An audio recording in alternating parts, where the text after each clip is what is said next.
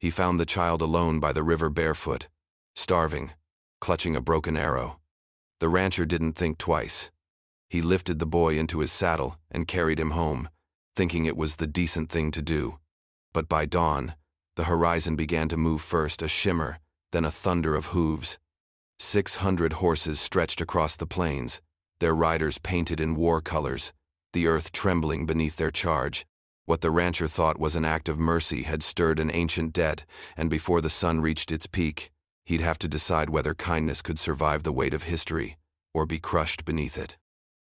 Don't forget to like this video and subscribe to the channel so you never miss a ride into the Old West. The sound reached him first, a low, rolling tremor that seemed to rise from the bones of the earth rather than the air. The kind of sound a man feels before he hears, vibrating through the boards beneath his boots, rattling the loose panes of the windows behind him. And when the rancher lifted his eyes toward the horizon, what he saw made the breath catch in his throat. The plains were moving, not in ripples of wind or mirage, but in a dark wave of motion. 600 horses thundering across the land with their riders painted in streaks of red and black, faces like masks of war, hair streaming behind them like banners of smoke, and for a moment it was as if the world itself had decided to rise against him. The child at his side clung to the porch rail, bare feet dusted with dirt, eyes fixed on the approaching horde, not in terror, but in something worse, something the rancher could not name, a deep and sorrowful recognition that hollowed his small face and made him seem older than his years. The rifle in the rancher's hand felt pitifully light, a gesture rather than a weapon, for what good was iron and powder against a tide of vengeance older than the fences that marked his land? He swallowed hard, throat dry, eyes narrowing against the glare as the riders drew nearer, their cries not yet rising but their presence already pressing down on the plains like a storm that had been gathering for 100 years. He had seen battles before, raids, skirmishes over cattle or water, but never this. Never a force that moved as one body, as if guided by a single will that reached beyond anger into the realm of prophecy.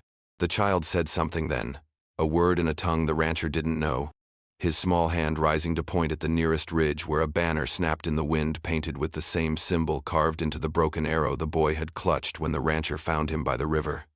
The sight sent a cold shudder through the rancher's gut. The boy had not been lost, he realized now. He had been left, or perhaps spared, and by lifting him into his saddle, by bringing him home, the rancher had crossed into a story that was not his own. He thought back to the moment by the river, to the boy's trembling fingers clutching the arrow, the way the water had run red with the light of sunset, and he understood that the arrow had not been broken by accident. It was a mark, a sign, maybe even a message. The horizon darkened further as the riders fanned out, 600 strong, the thunder of their horses echoing like the heartbeat of the land itself, until the sky seemed to shiver with their arrival. Dust rose around them, swallowing the morning light, and still the boy stood unmoving beside him, lips parted as if remembering a song half forgotten. The rancher's pulse hammered in his ears as the first riders came into clear view, faces streaked with paint, eyes bright with a mixture of rage and sorrow, and he knew that what had come for him was not war, not yet, but something older, something sacred and terrible. He gripped the rifle tighter, though he knew it would not matter, and whispered under his breath the only prayer he still remembered: for mercy, for wisdom, for the strength to understand what he had brought upon himself. The boy looked up at him then, and in his gaze was no plea for protection, no childish fear, only the silent question of whether the man who had lifted him from the river would now stand beside him when history itself came thundering to his door. The foreman came hard out of the west, spurs flashing, dust curling off his horse's flanks in frantic plumes, the kind of riding that spoke not of purpose but of fear. And even before he drew close enough to shout, the rancher could read it in his face, the tight jaw, the wild eyes, the way his hand hovered too near the pistol at his hip like he wasn't sure whether to fight or flee. They're arming themselves, he bellowed over the thunder still rolling from the horizon, voice ragged from the ride. Every man in town with a gun's been called to the square. They say the Indian riders are coming for war. The words cracked through the morning air like a whip, sharp and final, and the rancher felt something inside him twist, a hot coil of disbelief and dread that rooted him where he stood. Around them, The plains still trembled with the sound of the oncoming horde, but the echo of the foreman's words carried something far more dangerous: panic.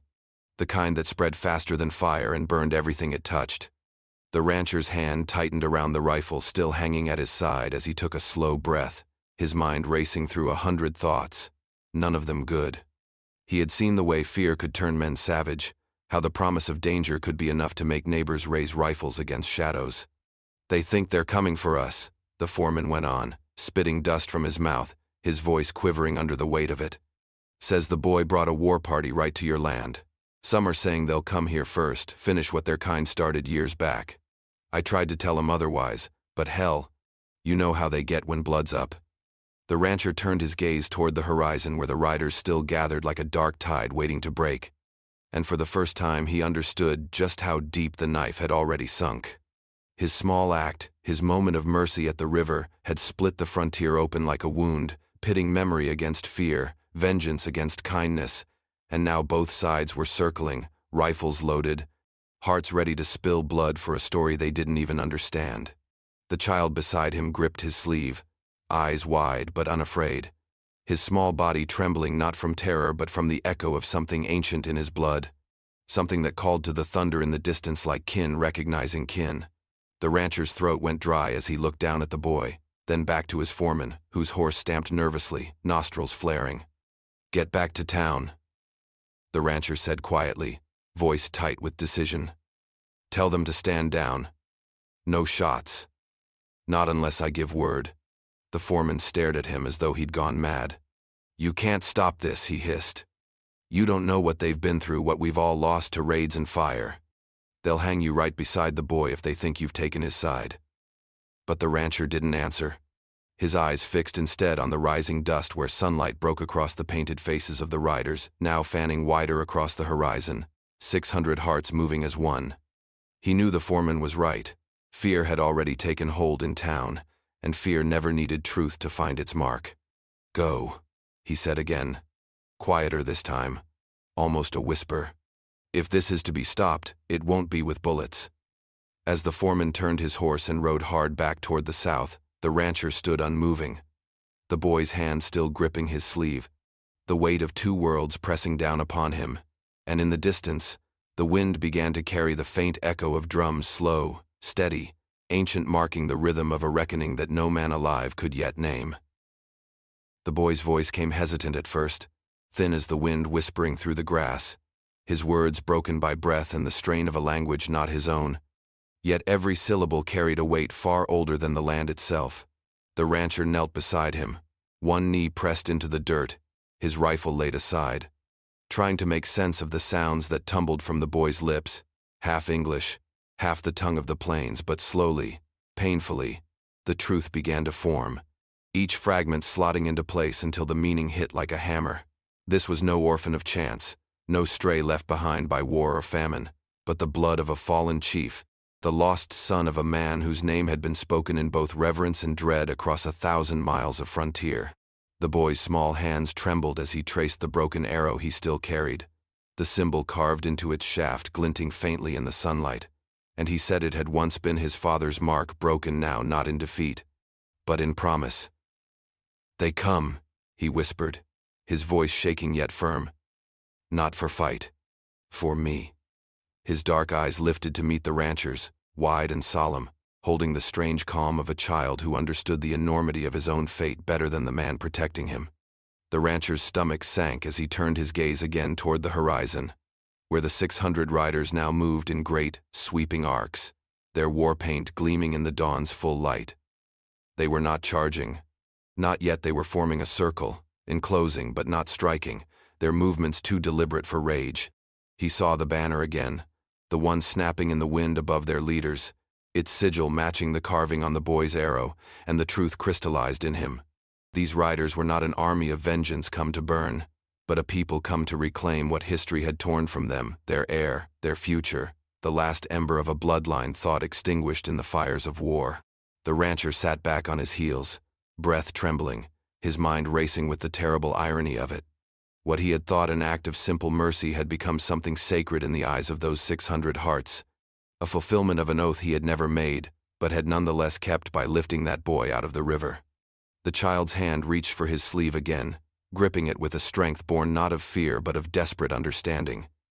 "You give bread," the boy said, the words halting but clear. "Now you, one of us." The rancher stared at him, his throat tightening, for he could feel the truth of it settle over him like a brand. By feeding him, he had bound himself in ways he could not yet see, woven into a story older than his own blood, a story that now demanded a reckoning he was powerless to escape. Behind them, the rumble of hooves softened, becoming almost rhythmic, the riders slowing, waiting, watching, their patience eerie in its stillness. The rancher felt their eyes upon him, 600 stares measuring his next breath, waiting to see if he would honor the bond the boy spoke of or betray it.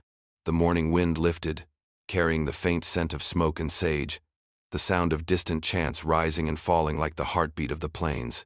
He looked at the boy again, saw not a helpless child but the weight of generations staring back at him, and his heart clenched with the enormity of it because in saving one life, he had unknowingly become the hinge upon which peace or destruction would turn. And somewhere deep in his soul, the rancher began to understand that the mercy he had given by the river was no accident. It was destiny, an old debt called due, written long before his time.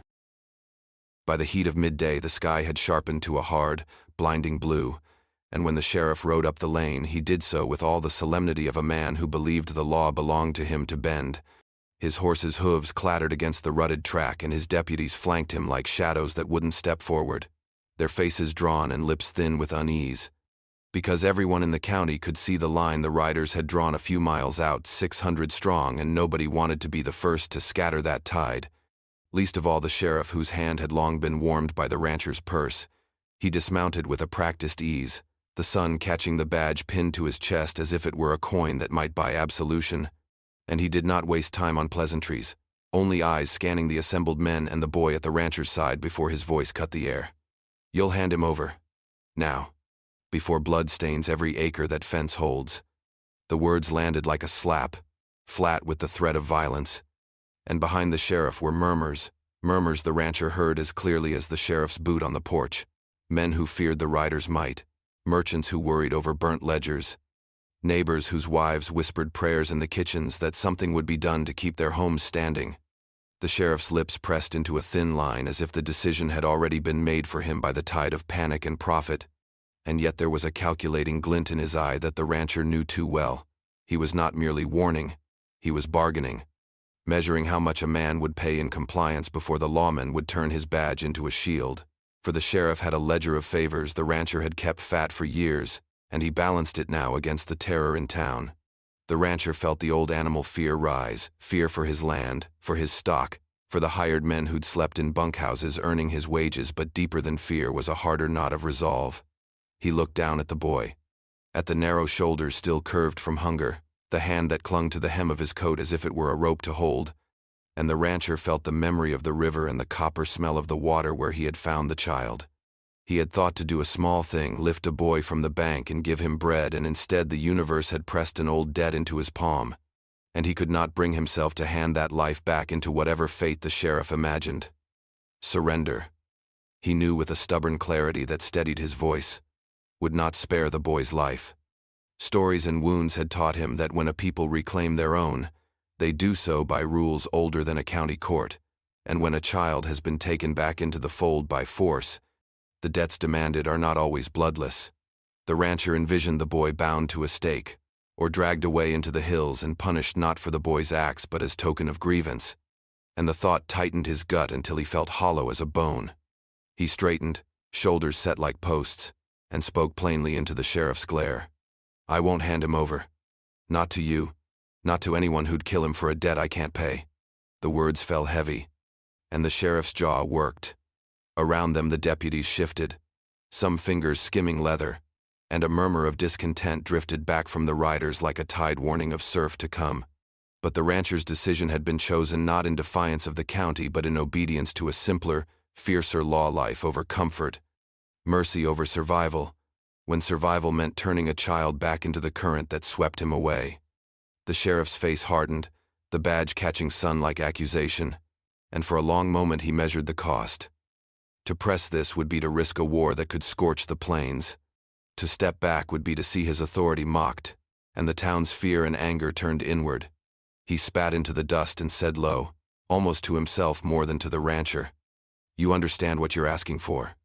The rancher did, and he answered with his hands empty and his intent clear. "I understand the price. I paid already." Around them, the day seemed to hold its breath. The drums in the distance, a slow, inevitable heartbeat. And the sheriff, calculating coin and conscience, watched the man who'd chosen the boy over his own safety and decided which kind of law he would be when the moment came to act. By dusk, the world around the ranch had turned taut as a drawn wire, the sun bleeding red across the plains like a warning no one could mistake. And when the first neighbors arrived, they did not come as friends or even as men who shared a frontier. They came as a gathering storm, rifles slung over their shoulders, bandoliers crossing chests that had once only known the ache of work, not the fever of violence. One wagon became 2, then 5, until a rough semicircle of men stood before the porch, their horses sweating and restless, their faces hard with fear disguised as righteousness. The rancher stepped forward, his boots grinding the dirt, the child half hidden behind the porch rail, small eyes watching everything. He could feel the tension in the air like static before lightning, the divide cutting sharp and silent between the men and himself, between the world that bowed to panic and the one that tried, however foolishly, to hold to principle. The loudest voice belonged to Harlan Pike, a neighbor whose land bordered the rancher's southern line, his temper quick as a match. "We won't have our wives and children die because of your mistake," he barked, the butt of his rifle thudding against the dust for emphasis. "You bring trouble down on all of us, and we'll bury it here before it spreads." The crowd rumbled their agreement, boots shifting, guns tightening in nervous hands.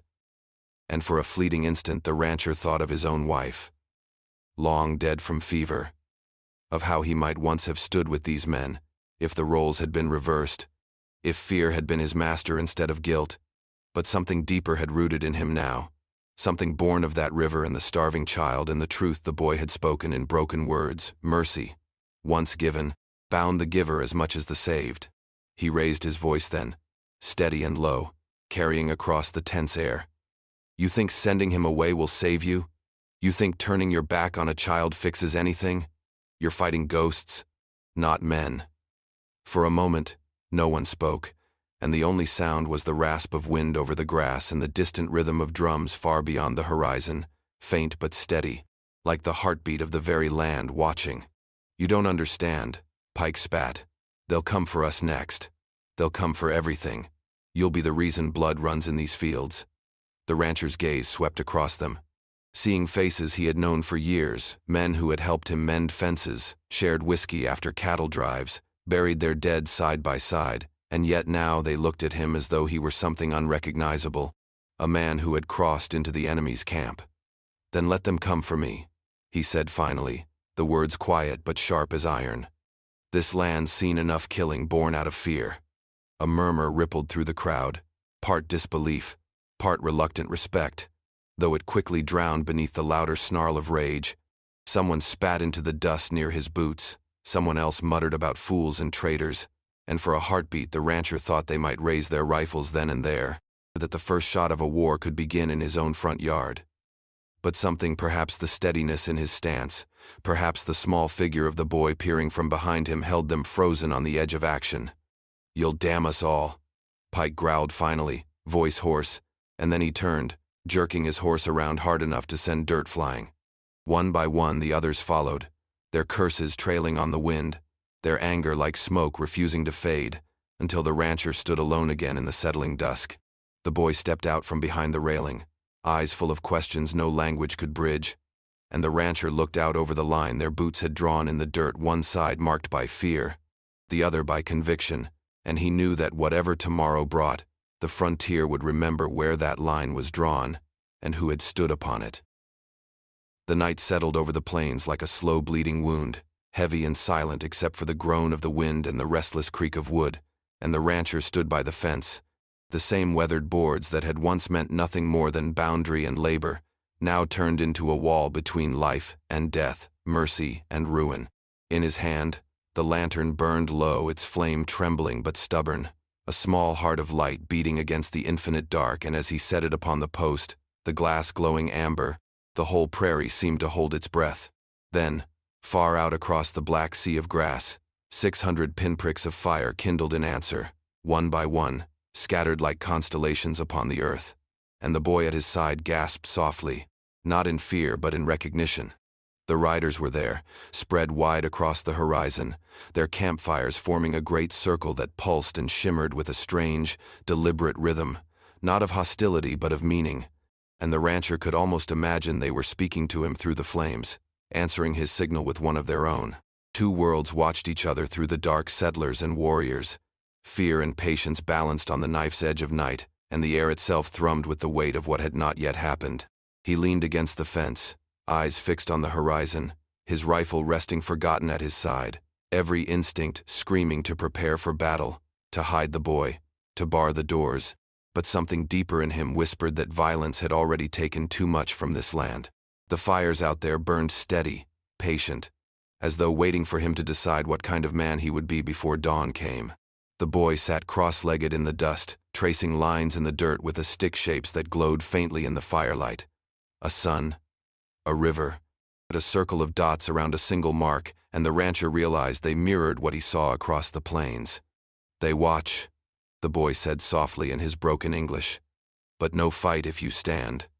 The words were simple, but the meaning was vast. They were not there to destroy, but to see whether he would hold his word, whether mercy still had a place in the world of men.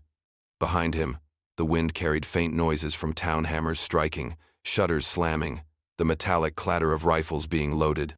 The settlers were awake too, their fear turning to readiness, and he imagined them staring out at those distant fires, thinking only of ambush and revenge, their hearts too full of old grief to see the fragile chance of peace glowing between the flames. The sheriff would be pacing by now, weighing bullets against coin, wondering which side he could profit from when the killing started. The rancher thought of all the things this land had already taken, his friends, his faith, his sleep, and knew that if dawn came with blood, it would not wash anything clean. The boy finished his drawing and stood beside him, their two shadows long and thin against the fence. And for a moment the rancher thought how strange it was that the fate of so many could rest on two figures in the dark, a man who wanted nothing but to do right, and a child whose birthright could set the plains aflame. The night stretched on, endless, the fires never dimming, the wind never stilling, and somewhere far to the east a faint gray began to creep across the sky.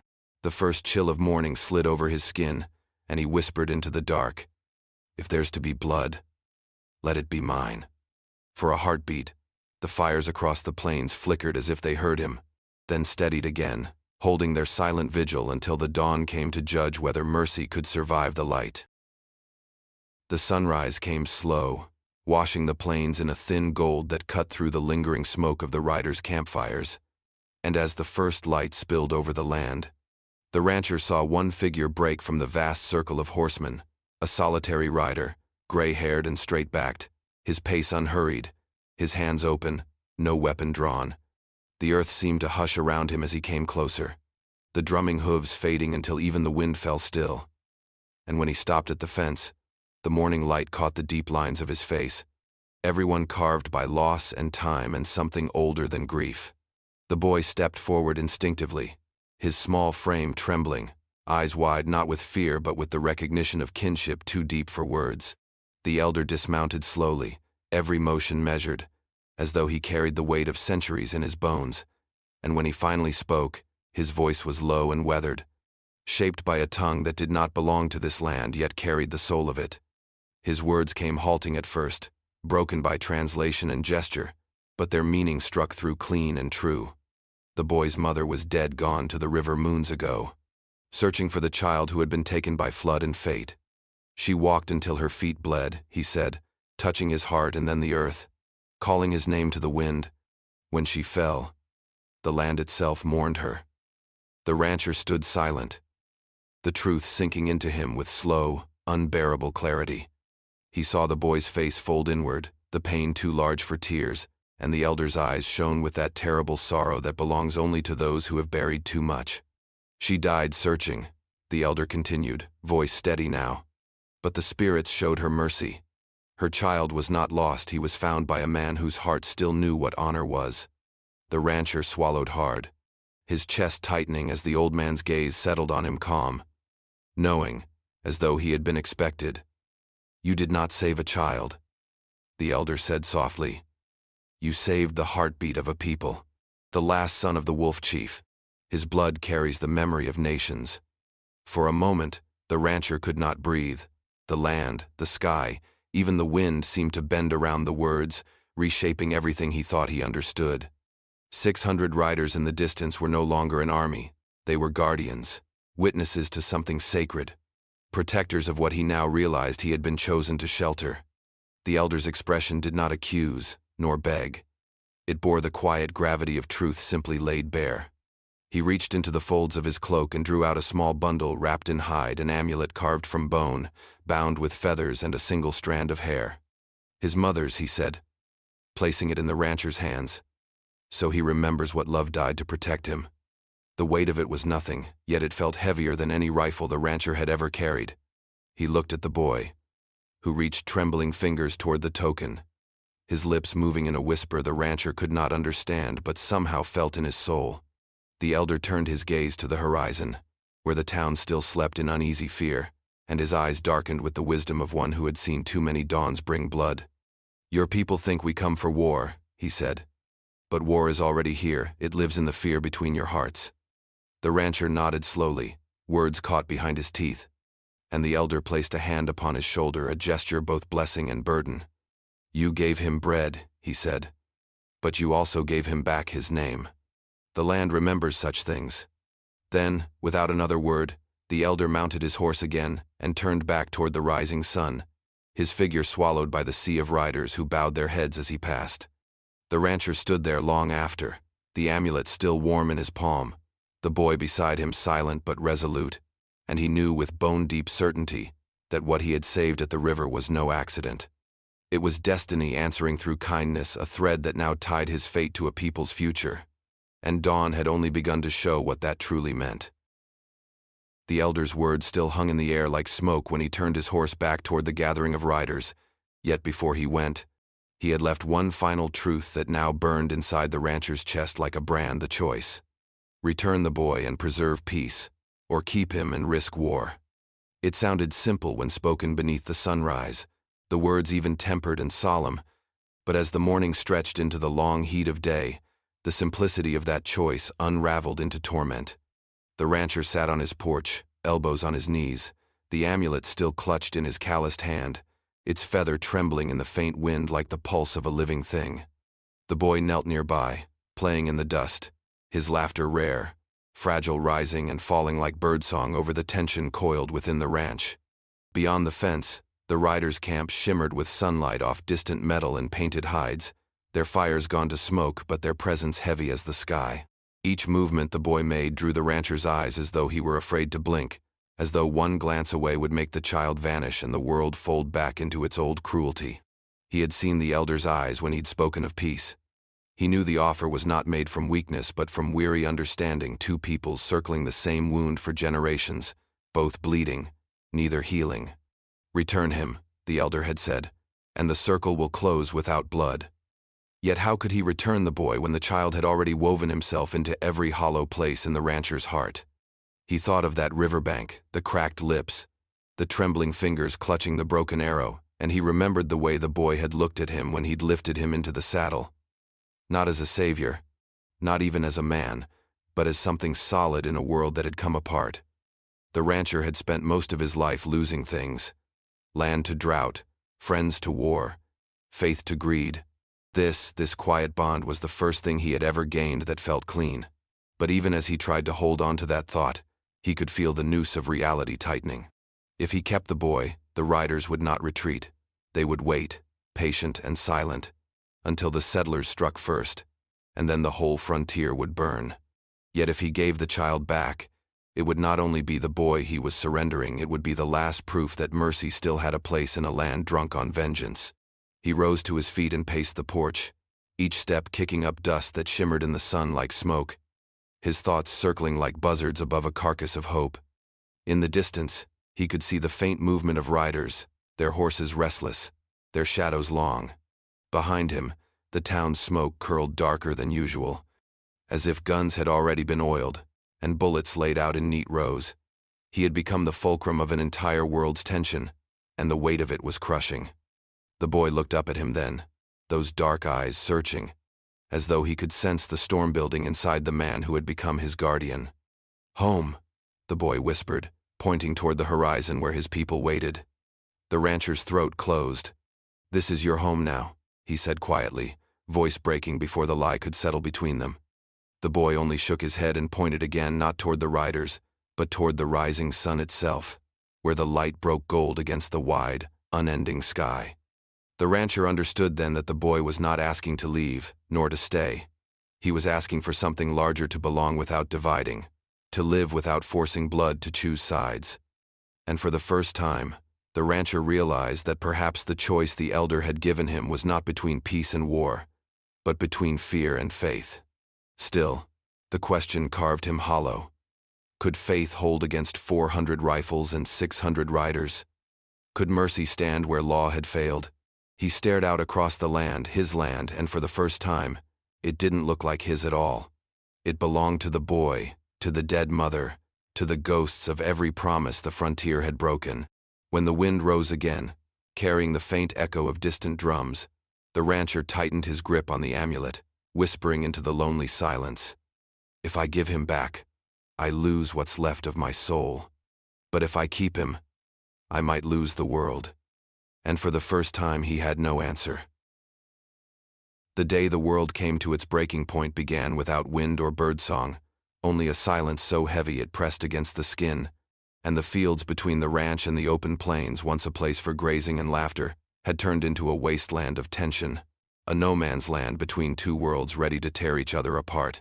On one side stood the settlers, rifles gleaming in the pale light, boots rooted in fear more than courage. On the other, 600 riders spread like storm clouds, their horses stamping, nostrils flaring, painted faces gleaming beneath the rising Sunday. Between them, the air itself trembled with history's ghosts, the weight of old griefs that had never been buried, only buried alive. From the porch, the boy watched, clutching his mother's amulet, eyes wide with the kind of understanding only innocence can give, an understanding that this moment would decide whether mercy lived or died. The rancher took his hat off, his breath steady though his heart thundered, and started walking, boots crunching through the brittle grass, his rifle left behind, his back a target to both sides. Men shouted for him to stop. "Jack, you're mad. They'll kill you before you take 10 steps. But he didn't turn. He had lived too long obeying fear. Today he would obey something else. The riders did not move, nor did the settlers fire. Both watched as he crossed the open ground, one man alone in a silence big enough to drown armies. When he reached the center, he stopped, hands open at his sides, and for a moment it seemed the earth itself leaned closer to hear what he would say. "I ain't here to claim right or wrong," he called, voice low but carrying, "only to remind you that a starving child's life should be worth more than a man's pride." He turned toward the settlers then, his gaze hard, steady, the kind that came from years of watching storms roll in and never blinking. "You think this is about them coming for your land? Look around, ain't it already theirs? We took it, we burned it, we called it ours. And when they ask for what's left of their blood, we call it war. You say handing him back brings peace, but peace built on killing a child ain't peace worth having." The men shifted uneasily, the sheriff among them pale and sweating, his hand twitching near his gun but not drawing, for the words hit too close to home, too deep for denial. Then the rancher turned to the riders, his eyes finding the elder among them, his voice softening like wind brushing through wheat. "And you say the boy is your blood, your hope, and I don't doubt it. But if you spill blood to reclaim him, what world are you bringing him back to? His mother died searching for him. I saw that grief in your eyes. Don't turn it into vengeance. Let her rest knowing her son was saved, not by tribe or color, but by something that still remembers mercy."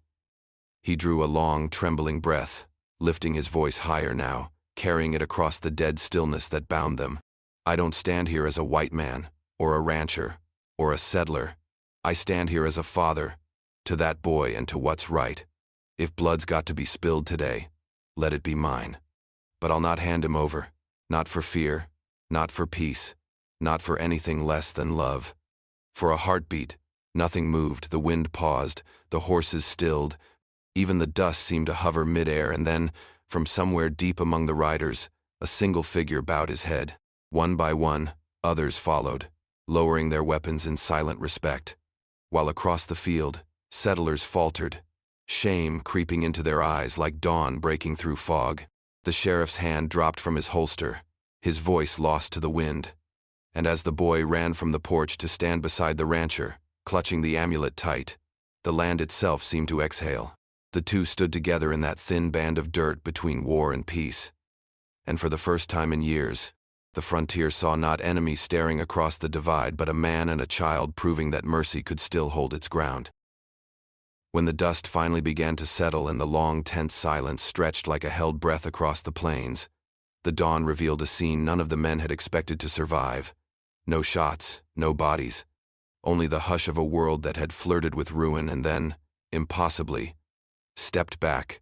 And as the riders prepared to leave their ring of fire, the elder rode forward once more and performed a gesture that carried more weight than any surrender or victory. He reached into his cloak and drew out a necklace, a strand braided of bone, turquoise beads, and a small carved token that had once hung at a woman's throat, and with a movement slow and deliberate he let it fall to the dust between the two lines.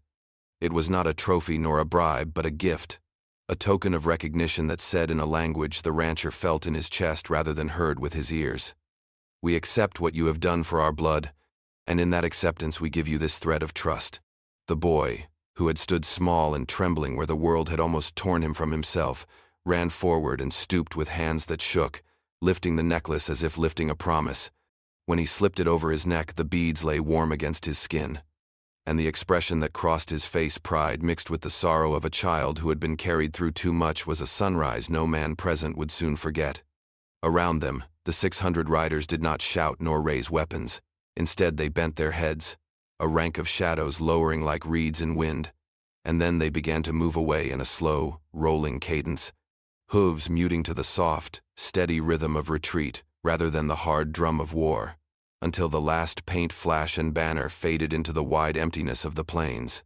The rancher stood on the porch watching them go, the weight of what had happened settling into him not as triumph, but as a quiet, hard lesson. He had perhaps saved a life, and maybe even spared the valley, a terrible fire that would have taken more than land and cattle. But he had also been rewritten by the event, braided into a story older than his deeds, a tale his neighbors would tell differently than he remembered. A man who chose mercy and in return was made guardian, outcast, and witness all at once. The settlers drifted back toward their houses like men waking from a fevered dream, their rifles lowered, their faces pale where indignation had once sat bold. The sheriff, who had come with threats and calculations, turned his horse quietly and rode away without declaration, the badge at his chest suddenly feeling like a coin too heavy to bear. And in the empty field the lantern on the fence post burned low and steady, a stubborn speck of light that mirrored the amulet the boy now wore. The rancher reached down and took the boy's hand, small and trusting in his larger one. And as they walked toward the closest stable, the dirt under their boots seemed to carry less of the taste of blood and more of hope's rough grain. Though both knew the road ahead would be hard, town gossip would curl like smoke, bargains and bitterness would linger. And there would be nights when the necklace felt heavier than comfort, but for the first time since he'd found the child trembling by the river, the rancher felt a horizon that was not merely a line of loss, but an open place where something new might take root. And as the last echo of hoofbeats faded into distance, he tipped his hat to the wide sky and whispered, not to the riders gone, but to whatever would listen, "Go with what you gave us." And with that small benediction the plains exhaled, and the world remembered that an act of mercy could change not just one life but the shape of a man, and the story a frontier tells about itself.